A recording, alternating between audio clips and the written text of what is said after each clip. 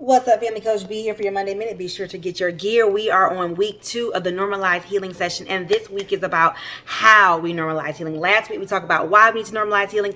This week we spoke about how we need to normalize healing. I'm telling you now, you're going to want to go to YouTube because I cannot fit but so much into a Monday Minute. All right, I'm going to give you 3 steps in the YouTube, but let's go ahead and talk about one step, my favorite step. My favorite step is conversations. We need to begin to talk about healing. We need to begin to talk about trauma. We need to begin to talk about what we want to do and be in the future and how this is hindering us.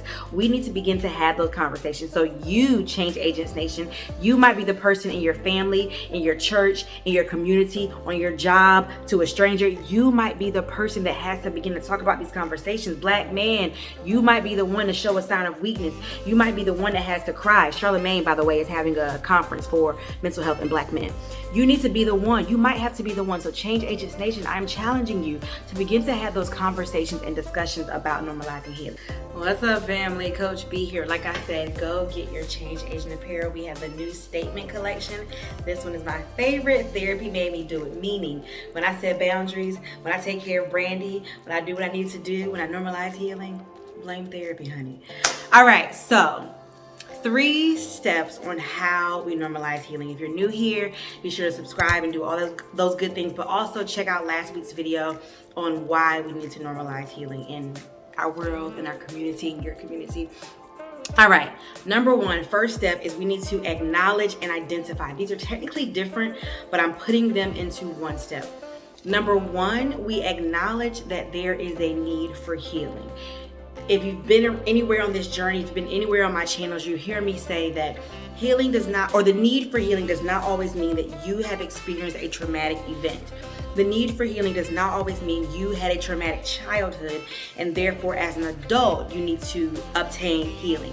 That is not what it means. What I mean is, living in this world, we engage in trauma. We engage in things that are not good for our psyche on a regular basis. And there are times when we need to normalize that I need healing from that. It can be small, it can be large. It can be a seed that was planted in you as a child, as an adult, that you need healing from because it'll help you better function in your world today. So just acknowledge that there is a need for healing for the majority of us, if not all of us.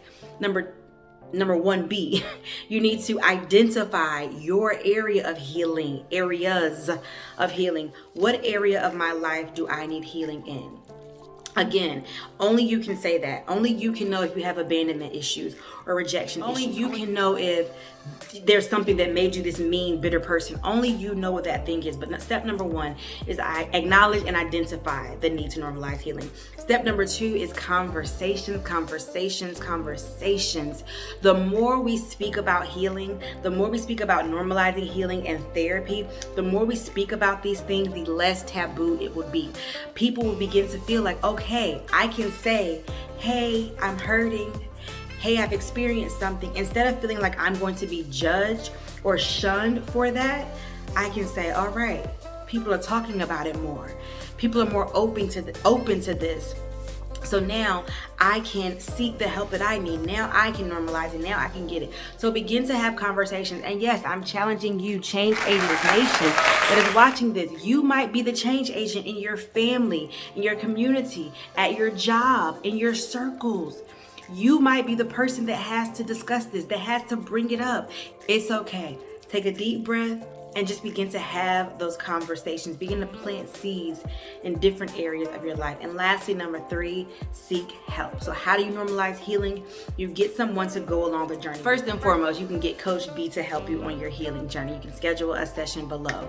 You can also seek out a trusted friend or family member. You might not want a coach. You might not want a therapist. You might not be able to afford services, but there is someone in your family group or your friend group that you trust enough to speak to. You might find clergy, your pastor or an elder in the church or a leader in the church that you trust enough to begin to talk about things that happen to you.